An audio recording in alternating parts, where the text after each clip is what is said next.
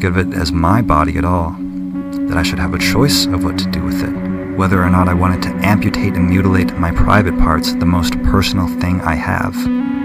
I may be many things, but I'm so far from fucking wrong, and I will tear our covenant to pieces to prove it. Well, their goal is to either protect their egos or fucking protect the profits from the doctors who profit from this barbaric fucking surgery. If he feels it, and I'm missing those nerves, isn't that a reduction by definition? It's my body! It's my right! And no one had the right to take that away from me! It's mutilation! That's right! You wouldn't cut an adult! You wouldn't like it if I took a knife to your fucking dick!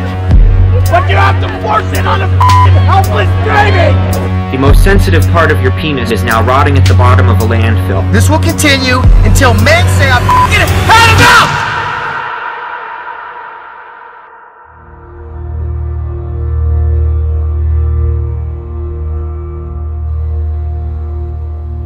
I used to think my penis was the coolest thing in the whole world. It was my favorite body part.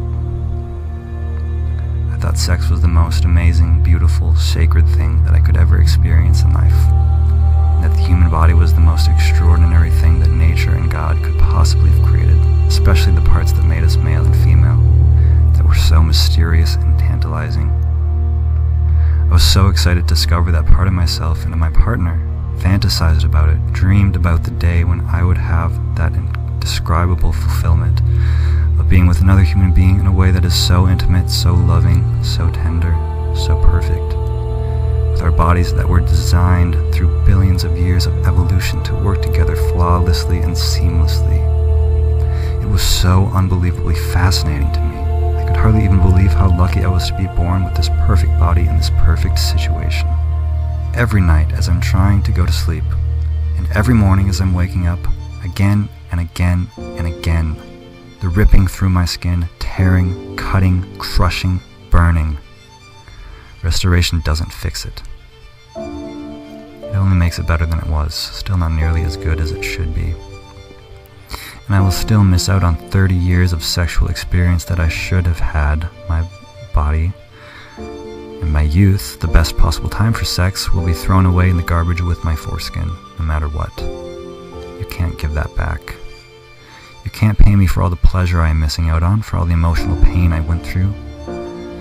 This is worse than my emotional disorder. It was worse than social anxiety. It's worse than nonverbal learning disorders. It's worse than all of those put together. I would experience all of those 100 times if I could have my foreskin back.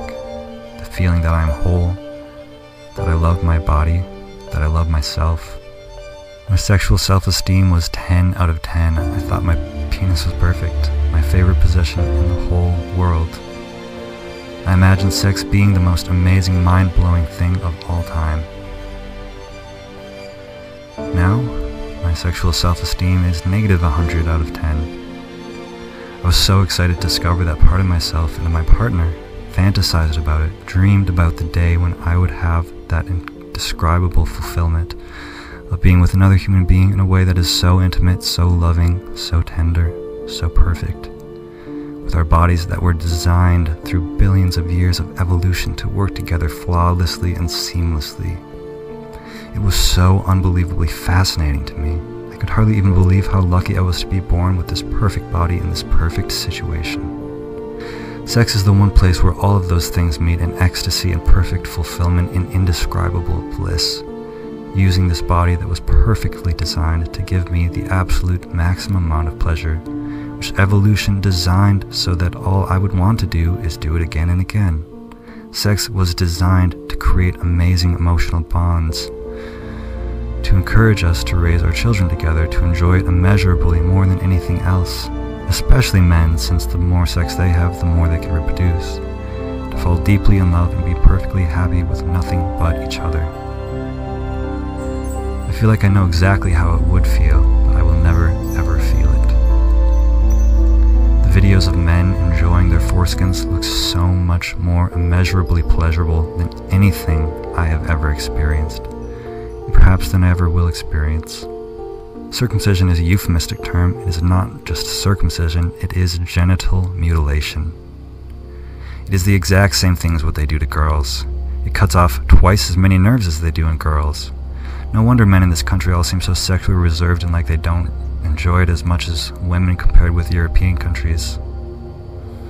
It so drastically reduces sensation. They say that the difference is utterly indescribable, that they can feel their way around the inside of a woman's vagina, that their penis didn't feel like a dull, nearly numb, dead, dry, pressure-sensing stump, that because they still had the majority of the nerves in their penis, circumcision cuts off 80% and almost all of them are the fine-touch, specially designed pleasure sensors, which detect minuscule variations in temperature, fine movement, stretch, and vibration. So the pleasure is so intense that they don't even want more, that their orgasms are so mind-blowing that they are exhausted afterwards, that they are elongated, full-body orgasms in which they lose control, isn't just briefly ejaculating and feeling a relief and slight increase in pleasure. It's limited to just the penis. Many men who have been cut as adults say it's like going from color to black and white, that I would enjoy the whole act from start to finish, gradually building and growing, but enjoying the whole journey, not just waiting for ejaculation. I get sore pretty quickly because my penis is so dried out. And the giant callus over my glands causes a lot of friction and pain sets in after a little bit, so that until my girlfriend orgasms, I feel like I need to just tolerate the burning, aching pain so that she can come, even though it just hurts and I am absolutely everything but enjoying it. Why did you do this to me? What made you think it was okay to cut off part of my penis? I just don't understand. I will never understand how anybody could do that to their own child, their own newborn baby. To hurt them so imaginably bad in the worst way I can possibly think of, in a way that they will never be able to undo. All the things I imagined sex would be have been replaced with such deep sadness, incredible rage, pain, stress. Circumcision makes me so fucking depressed and emotionally distraught that the pain is so great. I feel the surgeon calmly, coldly, uncaringly slicing into the most sensitive skin on my body, my arms and legs strapped down. Every time I see a sex scene or hear a sexual reference or joke, every time I see or hear or read the words circumstances, circumference, circumscribe, every time I see a child early elementary age or younger, every time I hear references to cutting something, every time I hear a baby cry, hear anything about amputation, blood, trauma, injury, abuse, mental disorders, and so much more, I freeze up. I become extremely depressed, and usually for a few minutes, but sometimes for hours, I can't get out of the mood. I'm terrified to tell you about this because I'm afraid you will ridicule me, tell me I'm wrong, stupid, etc., but it's a huge part of the pain I am going through. I started doing it to repress men's sexuality because it's the most sensitive part of the penis. It has all the fine touch nerve endings. It's